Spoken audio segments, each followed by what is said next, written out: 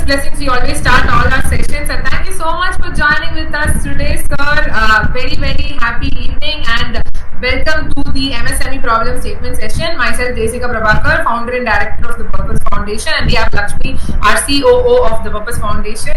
Very, very happy to have one of our biggest assets, our biggest cheerleaders and immediate supporter, Sudhir sir, with us today.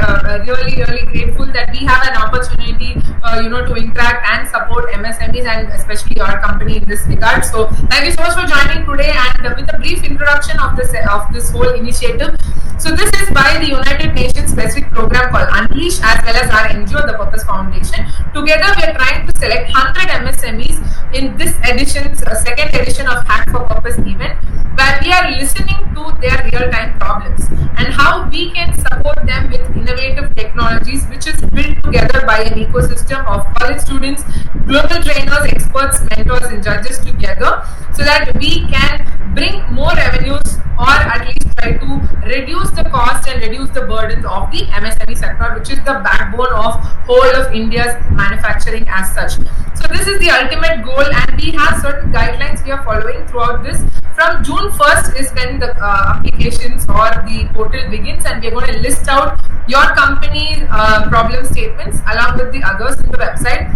Students are going to apply, and then they will be teamed up along with the mentors and trainers so that they work together after the training is done to produce the prototype. So this is how the whole process works. Goes on from June to December. There is no cost, no payment or any sort of a charge, hidden charge, direct charge, nothing from expected from the MSME side. This is purely because we really want to take an initiative to support MSME.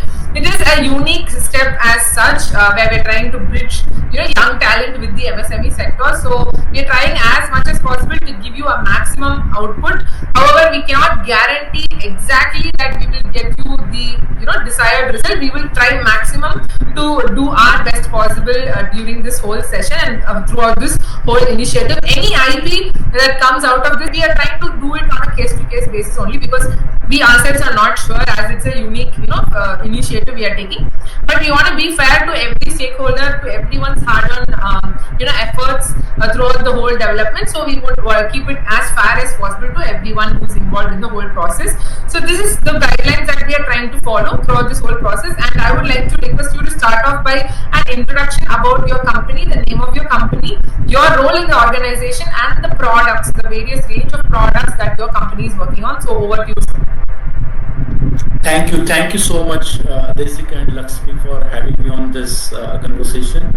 And I most appreciate, before we get into the process, the cause which you guys are working, and it is definitely relates to the name of your foundation, that is the purpose. So DPurpose, right? So close to you, both of you, and I love being the smallest part of any possible opportunity to interact with you guys. So here I am. My name is Sudhir, and I am a founder and managing director at Leap Infosystems Private Limited. And at Leap, we are working at sort of a very unique problem in a controls and automation industry. And when I'm saying controls and automation, I'm specifically relating it to buildings and facilities, because controls and automation is very, very, I would say, vast, and it is applicable everywhere, right? So our space, our domain is buildings, facilities, right? Now there may be a commercial building, it may be an industrial facility, it may be a office space, or maybe a residential complex, right? The specific problem this particular industry has, that as we are already started embracing technology, there are lots of digitalization is already been adopted and implemented even by our industry, right? Having said that, the technologies which are available are not, I would say, other way around. Let me put it other way around. The technologies available are highly proprietary. That's the biggest problem. Because they are being proprietary, they are, or the users, or maybe system integrators, or the stakeholders who are involved in the process are heavily dependent on a technology provider, right? And we all know, right, once there is a dependency, there are undue advantages have been taken. Precisely that is the problem we at Leap are trying to solve. by trying to democratizing this whole system. And for that, we rely on open standards which are already available, right? So that's the space we are into. The kind of products and solutions we are trying to do in this is now if we have a particular hardware, let's say controller, which is interacting with different sensors available in the building, right? And let's say I am a vendor A who have developed these sensors. Obviously, I have developed this controller and then associated software for them to monitor, control, and automate or use the data which has been sent by sensor. Imagine a case that I am the vendor who has manufactured sensors, I am the vendor who has manufactured this controller, and I am the one who is developing and giving you as a customer a software, right? And you are using it in your factory, right? Which is a huge investment for you. And that's where I am creating a dependency on you. The moment there is a fault in a sensor, you don't have any other option rather than coming to me, right? We are precisely trying to address this issue by giving you choice, right? You have choice to select which make and model sensor you want to select, right? You have a choice whether you want my services or not. There are many people around, right? If you don't like my services, you can go to them. Use the sensors, use the controllers which we have developed. Still, you are not dependent on us, right? So rather than getting into very specifics of product names, because even if I say a product name, I don't think that will make sense. I thought of explaining the concept and the rationale behind it, right? So we have different products developed. And we are already servicing many customers here in India as well as in small part abroad, right? And trying to solve this problem by making this or such systems open. When it comes to problem statement, definitely our problem statement is related to the same space I mentioned, right? Today, we are trying to develop this controller, right? But we ended up developing for one particular utility. Now in building, we have multiple utilities. And what do I mean by utility? Lighting is a utility, right? Your safety systems like CCTV or fire alarm systems, right? Or your plumbing systems where we get water, right? Or electrical systems where we get power, or let's say UPS, gensets, right? These are different utilities which are a must today for any building to operate, right? What we could develop so far, we could develop a controller which can interact with lights. And as I said, there are already available controllers in the market, but they are proprietary. We still can use it, but again, we'll have to buy their maintenance, we'll have to buy their software, we'll have to pay hectic fees because I don't have choice. So my problem statement here is, can we think of developing a multi-purpose controller? I need to get a little more technical here, right?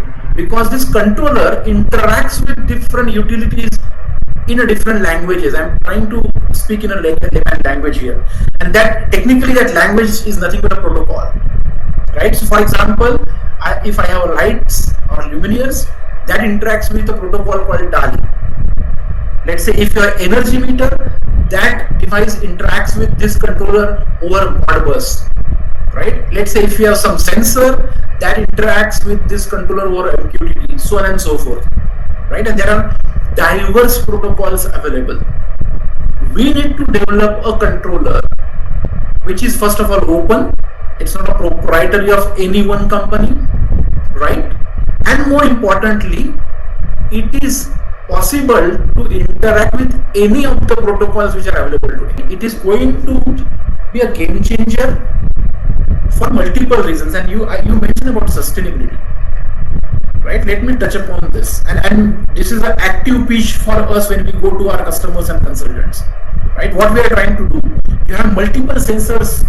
When you look up at your roof today, we have fire alarm sensor, we have occupancy sensor, we have people counting sensor, and list is only going up and up and up. Some other day I was having a joke with somebody saying that today at least I can see a color of my roof. Tomorrow I doubt whether I will be able to see a color. I can only see some plastic modules, right? So point here is, and that's the second problem statement, can we think of one sensor which can serve multiple purposes? Right, today I'm using one sensor for occupancy, I'm using another sensor for light measurement, I'm using one sensor for yet another sensor for people detection, right, or people counting, so and so forth. Can we think of developing one single sensor using a particular technology which can give me input what I want? If I want number of people available there, I can simply ask that sensor can give me. If I want available light level, I can ask that sensor and then sensor can give me. This is my second problem statement, right? Now I'll connect this dot with the sustainability. And I don't have to explain, right? If you have, let's say, 10 sensors attached to your roof, and if we can replace it by one, go back and reverse engineer. If I am saving 9 sensors, how much plastic I am saving? How much energy I am saving, which has been utilized to manufacture that? How much energy and carbon I am saving to transport those equipments from various parts of the countries? Right? I think it is enough for me to really highlight the impact of this problem statement if we solve.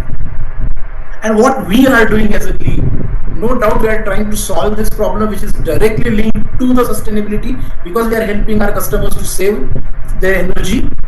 But on other side, we being a small company, we are still associated with an NGO here in Pune by name Vasundhara Abhiyan, and the Abhiyan it's a Marathi word meaning mission, and this particular NGO has taken a mission to grow plants on a hill which was a barren hill. And when I'm saying barren, not even a soil, it was solid rocks. There are numerous volunteers associated with this association. I'm very fortunate because I stay nearby. For daily morning walks, I visit there. I've been visiting that place from 10 years now. I still remember my initial days where I used to be only looking at different rocks. Today, I am able to see lots of trees.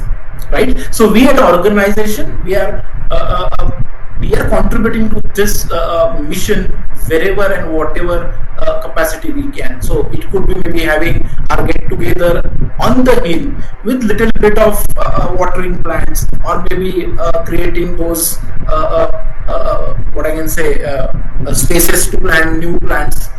Help them to take certain material from the ground to the up in the hill, because there are no vehicles, right? So these are some of the what I can say activities or tasks we at organizations are trying to contribute. I know this is not enough when we are looking around, right? But that's the smallest thing which we are trying our bit.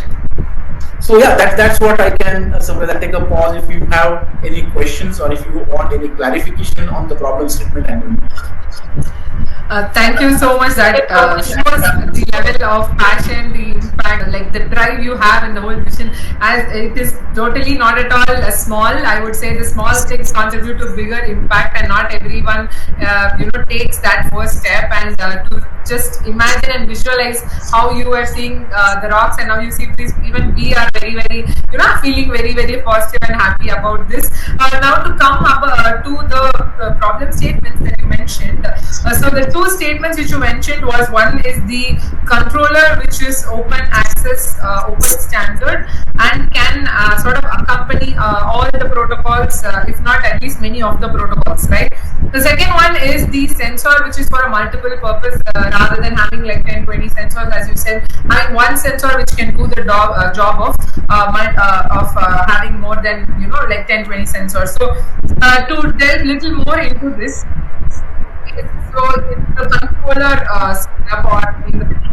this is completely related to the building and management which you're doing, right? Absolutely. So to monitor maybe the number of people in the building, the light in the building, like that, there are a list of targeted function which are more how do I put it, the general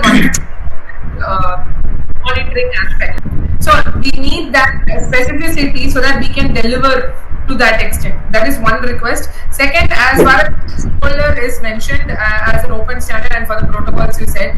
So what is the main challenge why it is not done so far? Is it only from the marketing perspective that people want the dependency, or is it actually feasible but still people have not yet explored it? Like, just to clarify that. Okay, so I think the first reason is valid. It's not a rocket science for sure, right? People have already developed it, but they have developed it proprietary. This problem statement is that we want to develop it and keep it open.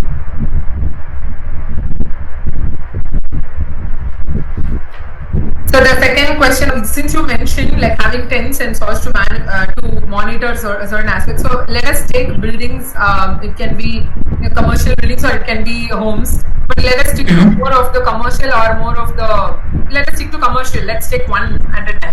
Okay. Commercial. So at a commercial facility, what are the 10 monitoring standards which people really want? Is it movement of people, movement of trucks, and getting the number of the truck?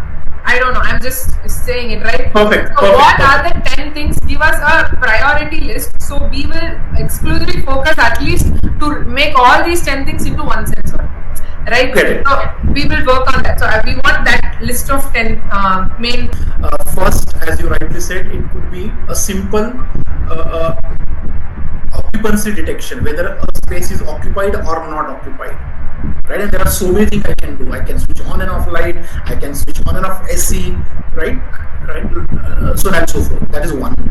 Second, I want to measure the available light level in lux. Okay. Third,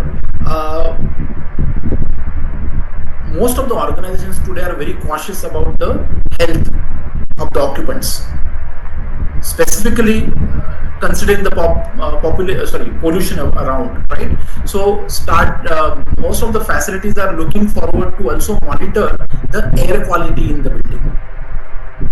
Right? Now, this air quality itself has multiple parameters. I think 5-6 parameters. I may not recall it, but if you Google, you'll get it.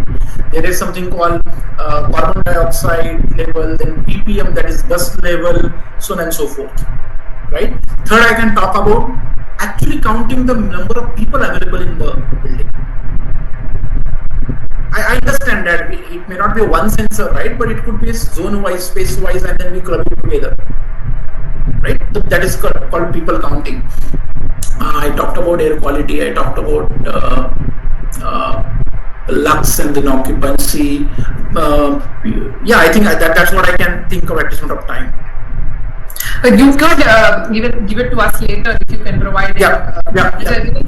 See, the whole goal as such, as I said, is to be as specific to provide you an additional, revenue model or additional product or technology which can bring you more revenues or reduce your costs. So this is completely exclusively for your industry, or at least the electronics industry, or multiple, which the whole sector can get benefited. Because some of them we spoke to in packaging, for example, they have a huge amount of expiry products. So if we can find a solution for the expired products, then the whole industry is going to get benefited. Everyone can go for that. So similarly, when we are addressing a building and especially commercial buildings and monitoring in the commercial buildings, so if you are as specific to give us, okay, this is the option, and maybe we can give them a cost-based sort of an option of what they can use or cannot use. That is up to them. But we can give everything in one sensor, as you said, and make it very affordable. That is another criteria which we keep for every single product. If it costs 10 lakhs, nobody is going to even look at it. And there Absolutely. We can make the sensor. There is no problem with that. Like, you can put everything together. You can make a huge product. Nobody is going to buy it. So affordability is a huge, priority for us especially with the MSME sector, because we've been doing a lot of these interviews, and we've really very clearly understood that affordability is the key to any sort of innovation. Itself comes from affordability, is what we've understood, at least so far. So to get some clarity on that, let's say my potential customer can afford 1,000 rupees for this one sensor, something. I'm just we don't have the knowledge, but you would definitely have it. I get that. What we will do is we will only think for that 1,000 rupees and make go research materials go research on technology and devise processes that would directly get you that 1,000 rupees only. Our thought will be, very narrowed down to that level. So that kind of an information which you can give us, or direction, I would say, which you can give us in terms Perfect. of the parameters, in terms of the range of pricing. Like, okay, I would be able to convince a customer to buy this at this range, so it's profitable to you. So in this, you can take time. There is no, like okay, you have to give it us immediately. But the sensor part, we understood really, very clearly, and you can give us the parameters, you can give us a price range which we will work on. Right? As far as the controller is concerned, you are also saying that it's already existent and it's just that it's not open. Right? So we will look at existing ones, understand, get inspiration, and then try to build something which is open standard, available to everybody, and also which can work with multiple protocols. Right? So is there again a cost factor here, and what kind of a range that you are asking us to work on? And our focus again is going to be only commercial buildings. So in this, if you can give us these 3 details, you can take your time to give us these details. We will update it. Then we will put it in our website and give it to our student communities, our trainers, mentors, who will work together from June 1st. So that process begins. I think that I shared whatever I could in the context of the problem statement and the purpose, I think. And as part of the follow-up, as you suggested, I'll come back with those specifics which you asked for. So I'm good at the moment. Great. Okay. So thank you so much for the amazing session. It is very refreshing to always see you as your amazing, positive smile and energy, and the good heart to actually keep everything open source. Really, from the bottom of the heart, we are very grateful that there are people like you and industries like you that exist, and we have a role to play with you, like you said. So this sort of vibe is what we are going for at the Purpose Foundation, and we're very grateful that we got to interact, and we're going to do our best and beyond to get this going for our people, planet, and for you as well. So thank you so much. Very grateful to have you, and have a wonderful day ahead. Thank you so much. Take care. Thank you so much. Take care. Bye-bye.